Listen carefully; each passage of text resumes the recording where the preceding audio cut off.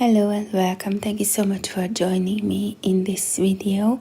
It's going to be a thorough reading, a general message for whoever that resonates with it, for whoever that can pick up parts of the video as something like it is for them, like this is how you feel right now. This is what you have gone through. This is what you feel to be yours. So take out of it what you would like to take out of it and use it to your best knowledge or healing. The first card, the central card, this is the card called Grief.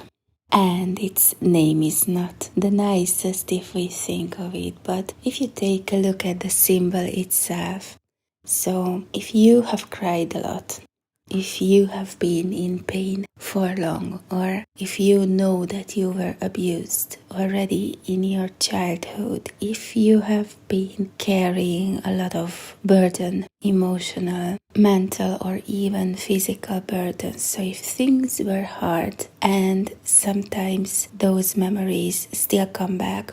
First, it's normal if memories still come back, but after you have cried it out, so the point is to set up your boundaries and to strengthen yourself from past pain and past abuses. And as you see, your tears have grown a beautiful flower. And this flower is red, which means passion and life. This is the color of blood. So your life is definitely not meant to be about pain and grief and abuse, yet it happens a lot to an awful lot of people that they are literally the victims of their environment, of the way how they were brought up, of social bullying, of abuse within the family, of abuse by a bad partner, a narcissistic partner, of people that use them for money, for support, of deception. So the palette of abuse is very wide, and the more sensitive you are, the more you will be put out to it for a while and often for long. The people who usually watch this type of videos are the sensitive ones. And it's very difficult to be sensitive or even extra sensitive in this world. Very difficult. But it happened for a reason.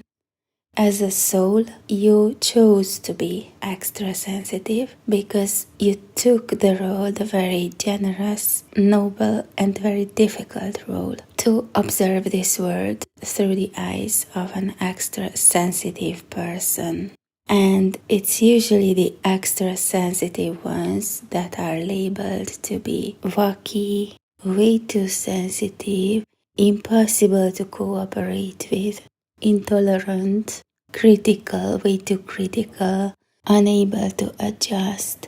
This is usually the super sensitive people that get all these labels, and those from whom they get these labels really have no idea about what the super sensitive or extra sensitive people go through. They have no idea because they see the world and everything and everyone in the world through an indifferent filter, through a totally different filter. As if they were watching a different movie or we were watching a different movie.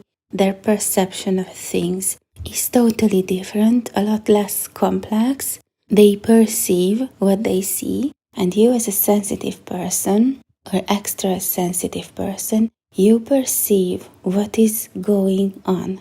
Just most things are really not visible.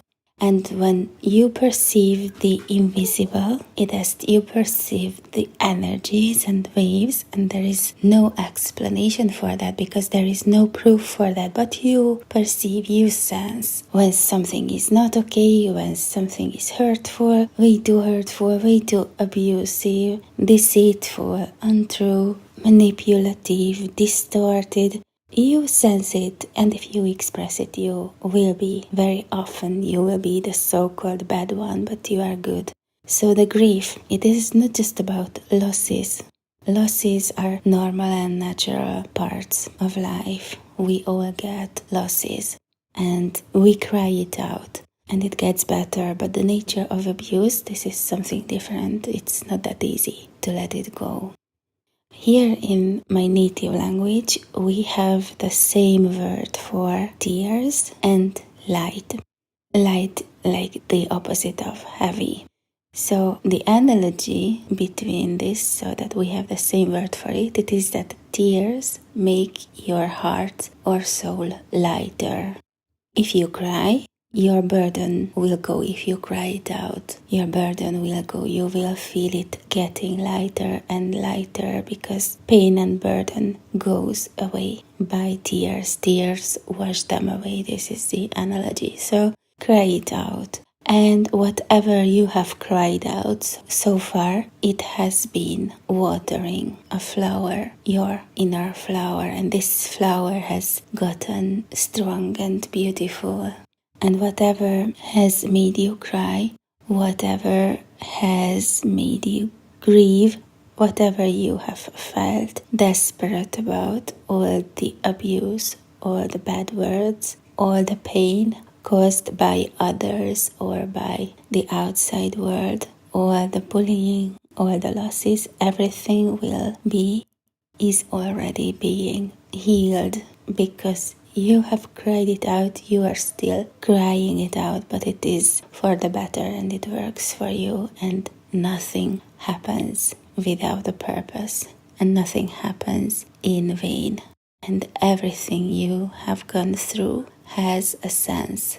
So your pain, your grief, they haven't happened without a reason. And the reason was that its purpose was to strengthen you because you have chosen a role in this life. You have chosen a path in which you are an extra sensitive person and you are an ambassador here to experience this partly beautiful, partly very tough world here. And somewhere at a different level of existence, you will be honored for it. The card on the left, this is the alchemy. In traditional tarot decks, this is the magician card. Many of you may already feel that even if the surface is still hectic, something has already started, and really this year so far has been hectic. It has been weird. 2 months have passed at an express speed and things have been hectic. Even within these 2 months, there have already been a lot of really great things happening here and there and in everyone's life. And also, if I look around, I can see that already within these 2 months, a lot of bad things or challenging things or upsetting things have already happened. So as if there were chaos all around, but in this chaos it is already visible and tangible that there are really, really great things unfolding. And it's not easy to pick them out of the chaos, but not impossible. And the key to it, and I experience it on my own skin day by day, every day, this is what the third card represents, the labor of love. Indeed, no matter what, literally no matter what, just do what you like to do and it will push you through the chaos. It will push you through anxiety. And even if on the surface it seems something senseless or foolish or stupid or whatever, just keep on doing that. Even if there are people around you that say it's rubbish, don't believe them.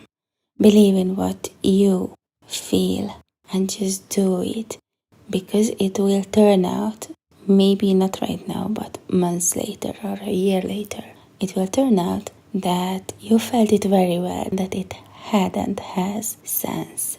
And it will ground you, it will cause you joy, it will set you free. And the point is to bring ourselves in a calm state of mind, because stress and anxiety, they sicken us. And we are a lot more precious than that. You are a lot more precious than that. Whoever or whatever causes stress and anxiety to you, shake it off by turning your attention onto something you love to do, and it will change your state of mind. Turn your state of mind from anxiety into joy and calmness, and you will just be back on track. Just start it in advance. Don't wait. Don't let the world, people, and external things, don't let them dim your light and take your energy away.